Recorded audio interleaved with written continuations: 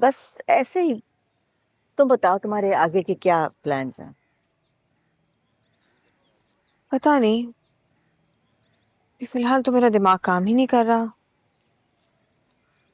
मगर मुझे आपसे बात करनी है मानी और नवाल के हवाले से। मेरे बस में होता तो तुम्हें बात करने की जरूरत ही ना पड़ती। तो इसका मतलब है जो लोग सब समझ रहे हैं वो सही है? क्या मतलब, क्या समझ रहे हैं? यही कि निम्रा का निकाह इसलिए नहीं हुआ क्योंकि आप लोगों ने निम्रा और उसकी माँ को राजी कर लिया मानी के लिए। सोचा जरूर था कि मानी की खुशी के लिए अगर निम्रा की माँ की मिन्नत भी करनी पड़ी ना तो कर लूंगी, लेकिन अब तो किसी सूरत में नहीं कर, तो सवाल ही नहीं पैदा होता। अब तो वैसे ही आपके जाए बगैर ही सब कुछ हो गया। अब तो इसकी जरूरत ही नहीं रही। वैसे आपके बेटे ने खूब मुकदमा लड़ा है मानी का। बहजाद को औरों को कायल करने का फन आता है। हम्म। काश कि तुम्हें भी कायल कर लेता। कायल कर लिया है, इसीलिए तो सोचने लगी हूँ उसके बारे में। उसे कायल करने का फन जरूर आता होगा, लेकिन कायल होने का फन नहीं आता।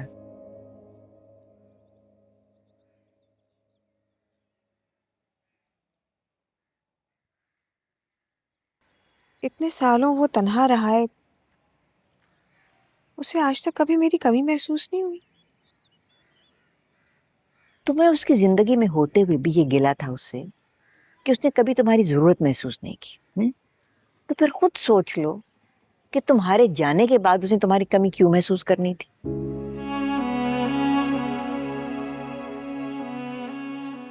मेरा मशवरा तुम्हें यही है कि बहजाद से उम्मीदें मत बांधो। वो आज भी वही बहजाद है जिसे छोड़ने के लिए तुम्हारे पास 100 दलीलें हुआ करती थी।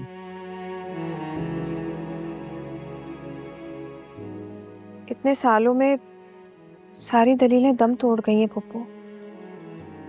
बहजाद का आज भी तन्हा होना मुझे इस बात का यकीन दिलाता है कि बहजाद की पहली मोहब्बत महज एक शराब थी जिससे खौफजदा होकर मैंने उसे छोड़ दिया।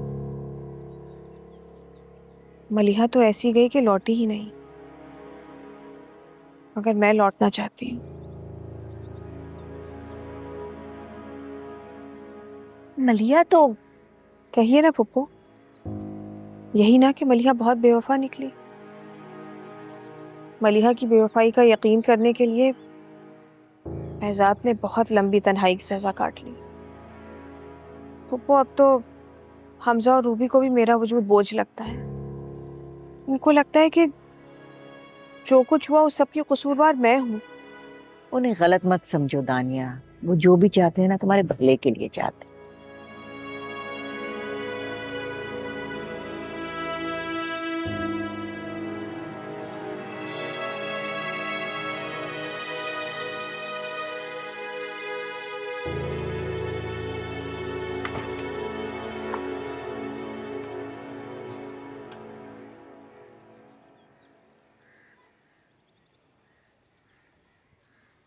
पप्पू से मिलने आई थी। बहजाद, मुझे तुमसे एक बात कहनी है। कहो। मानी का अगर कहीं और रिश्ता तय हो गया तो सब लोग बहुत हर्ट होंगे। कहीं और नहीं हो रहा, वही हो रहा है जहाँ तुम मानी को लेकर गई थी। मानी और निम्रा एक दूसरे से बहुत मोहब्बत करते हैं और मैं उन्हें किसी आजमाइश में नहीं डालना चाहता। मानी से तो नवाल भी बहुत मोहब्बत करती है, और अगर निम्रा वाकई में मानी से मोहब्बत करती तो वो किसी और से निकाह करने पर कैसे राजी हो जाती? तुम्हें नहीं लगता कि तुम्हें इतने साल बाद भी मानी के फेवर में बात करनी चाहिए? तुम्हें यकीन है कि मानी निम्रा के साथ खुश रहेगा? अगर तुम्हें यकीन है इस बात का तो मैं फिर तुमसे वादा करती हूँ कि मैं आइंदा कभी नवाल के हवाले से तुमसे बात नहीं करूंगी। मेरी बात की इतनी अहमियत? कभी कभी हम दूसरे की बात की अहमियत को समझने में बहुत वक्त लगा देते हैं, बल्कि पूरी जिंदगी गुजार देते हैं।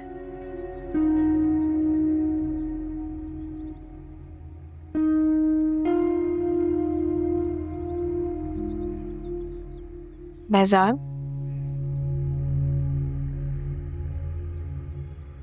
तुम मेरे साथ हमदर्दी के दो बोल भी नहीं बोल सकते?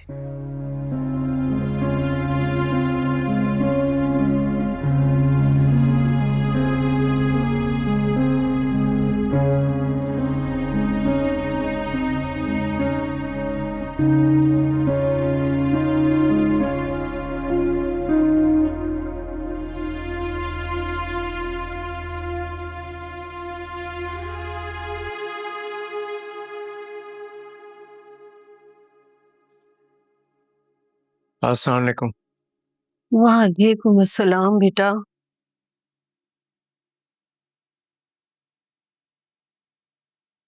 वालेकुम अस्सलाम।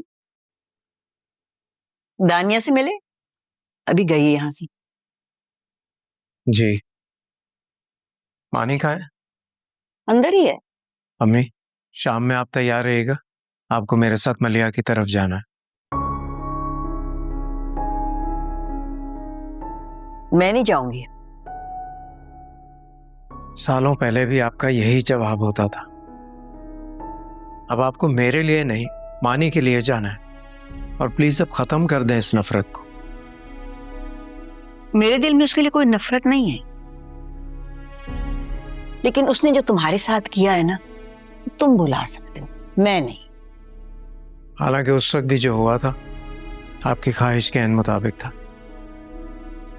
अच्छा, तो उसने बता दिया तुम्हें? अगर मैं उस वक्त उससे दरवाजे से ना लौटाती ना,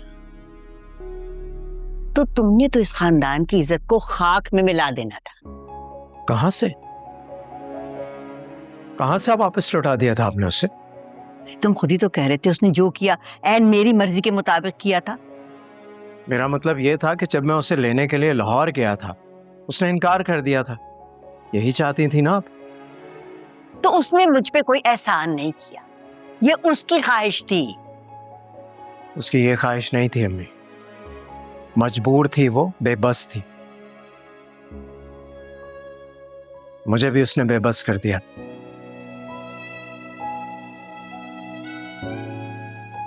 मानी, तुम तैयार है ना? मेरे साथ निम्रा की तरफ चलना।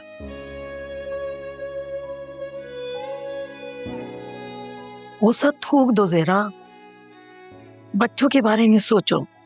तुम्हें मेरी कौन सी परवाह है? तो आज आप हमारे साथ नहीं जाएंगे? नहीं, मैं नहीं जाऊंगी, और आइंदा मुझसे कोई ना पूछे।